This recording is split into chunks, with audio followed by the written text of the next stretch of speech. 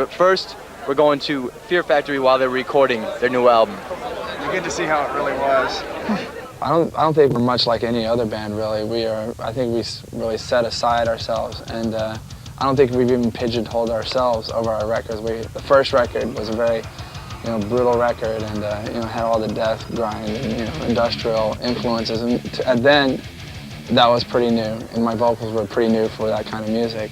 Then a year later, we come out with the experiment, Fear is the Mind Killer, and that was quite a bold step for a lot of bands, and because it was really nothing like the first Soul of a New Machine. This next one is, as I said, is another, I wouldn't say it's an experiment because it's a natural step for us, but it is very different.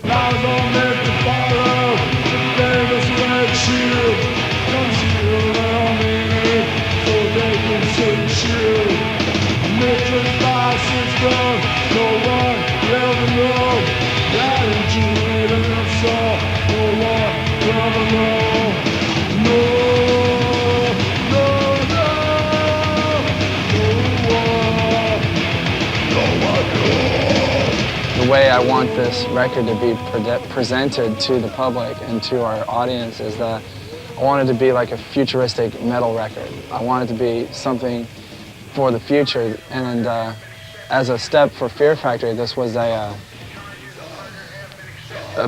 very logical and natural step for us. We did not go into the studio planning to write, okay, we're not going to do death metal, we're not going to do grind, we're not going to do industrial. This is just our natural step for us, and it just came out to be a very futuristic sounding record.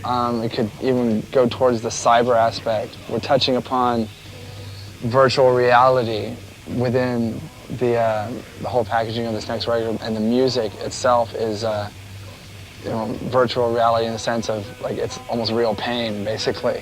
Lyrically, I wanted it to be, it's almost turning out to be like a concept record in a sense, whereas it's like it could be, each song is like a little soundtrack.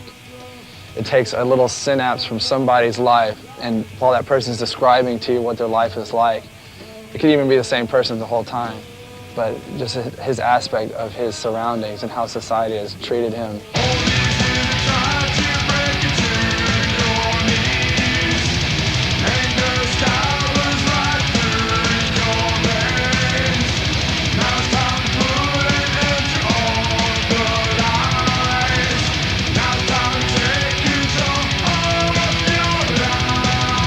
The record's going to be called Demanufacture, touching on technology right there.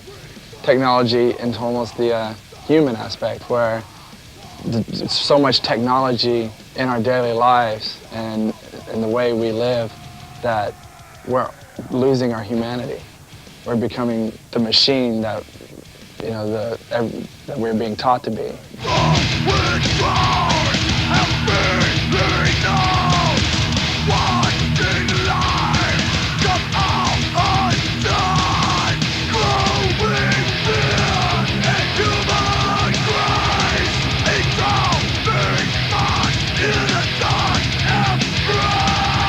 Colin Richardson is a very fine producer. We had the luck to use him on our first record, Soul of a New Machine, and we loved the sound of that so much. We've become a better band in the past 2 years, and he's become a better producer. He's produced some excellent records. Machine Head's record is a very fine record. Carcass, Heartwork is a very fine record. And that's just only name 2 of a list of many. A lot of extreme bands say, oh, we're going to change, and it's such, we're going to put lots of samples in, and when you actually hear the record, it's often just the same band, tarted up slightly, but I think it's got big orchestral keyboards, it's got a lot of machine noises, and really, really catchy songs. So I think it is a definite change, but without sacrificing anything what the band were originally about on the new record.